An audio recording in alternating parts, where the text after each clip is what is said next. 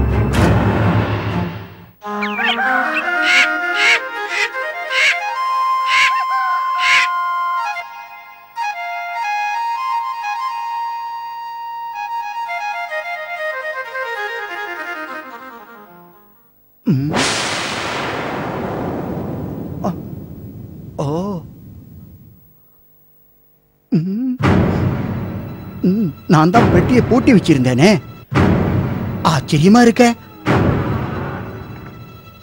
அட அட கடவுளே! காவலாளி, காவலாளி!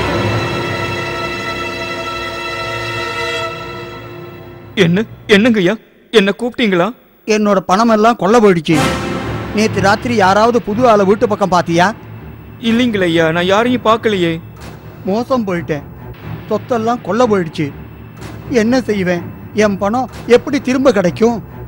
ஐயா, நம்ம பேசாம மகாராஜா அக்பரை பார்க்கலாம். அவர் நமக்கு உதவி செய்வாரு. ஆமா, நாம அப்படியே செய்யலாம்.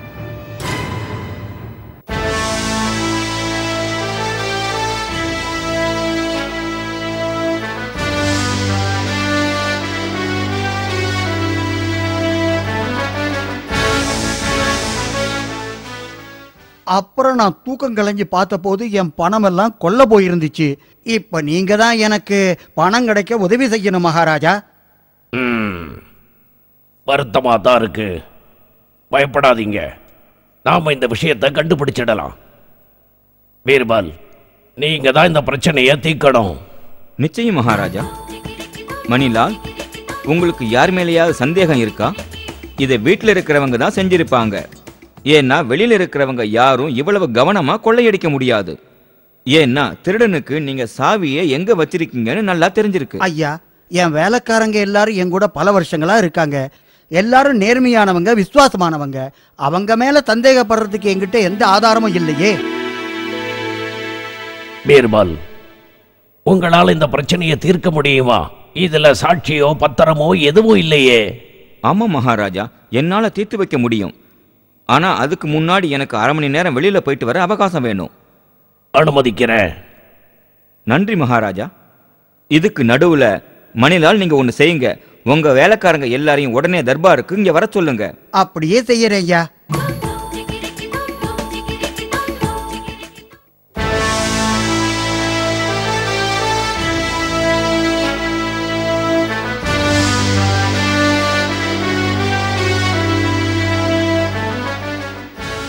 பீர்பால், இந்த குச்சிகளை எடுத்துக்கிட்டு தர்பாருக்கு ஏன் வந்தீங்க? நான் கொஞ்ச நேரத்துல எல்லாத்தையும் புரிய வைக்கிறேன் மகாராஜா. முதல்ல நீங்க எல்லாரும் ஒண்ணு செய்யுங்க. இதுல இருந்து ஆளுக்கு ஒரு குச்சியை எடுத்துக்குங்க. மகாராஜா, இது எல்லாமே மந்திர குச்சிகள். இதை எனக்கு ஒரு சன்னியாசி கொடுத்தாரு. அவருக்கு பல வருஷ தவத்துக்கு அப்புறம் இறைவன் மூலமா கிடைச்சுதான். எல்லாம் ஒரே மாதிரி அளவுள்ளது, ரொம்ப சக்தி வாய்ந்தது மகாராஜா. ஆனா திருடங்கிட்ட இருக்கிற குச்சி மட்டும் காலையில ரொம்ப நீளம் அதிகமாயிருக்கும். அது மூலமா திருடன் யாருன்னு கண்டுபிடிச்சிடலாம்.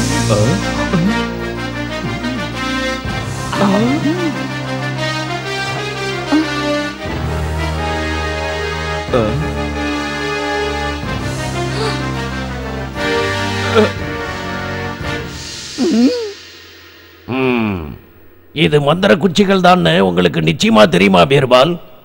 ஆமா மகாராஜா, நான் நிறைய தடவை இதை உபயோகப்படுத்தி இருக்கேன். அப்படின்னா நாளைக்கு எல்லாரும் இந்த குச்சிகளோட தான் தர்பாருக்கு வரணும்னு ஆணையிடுறேன்.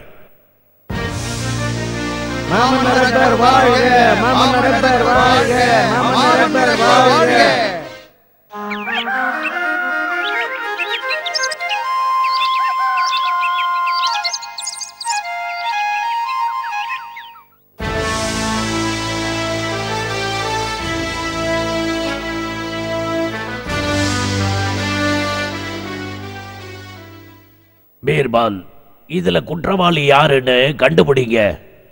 இதோ சொல்றேன் மகாராஜா, நீங்க எல்லாரும் அந்த குச்சிகளை கொடுங்க. நான் அதோட அளவை கொஞ்சம் சரி பார்த்தாகணும்.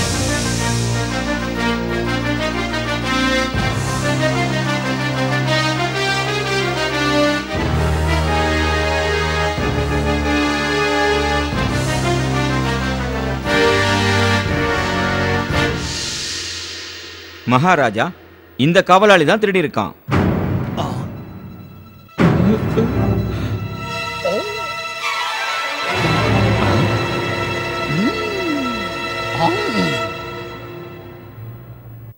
மகாராஜா, மற்ற குச்சிகளை விட இவனோட குச்சி அளவுல குறைஞ்சிருக்கு.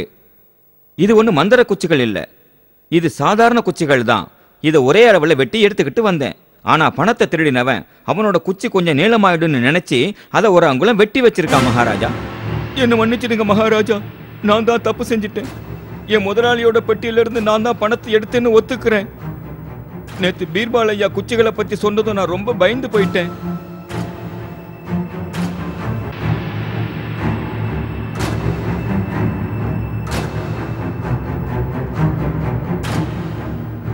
அதனால குச்சியில ஒரு அங்குலம் வெட்டிட்டா தப்பிச்சிடலான்னு நினைச்சேன் மகாராஜா.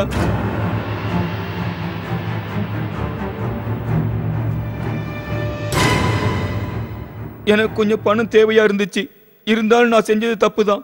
நான் அதுல இருந்து ஒரு பைசா கூட செலவு செய்யல. எல்லாத்தையும் முழுசா திருப்பி கொடுத்துடுறேன் மகாராஜா.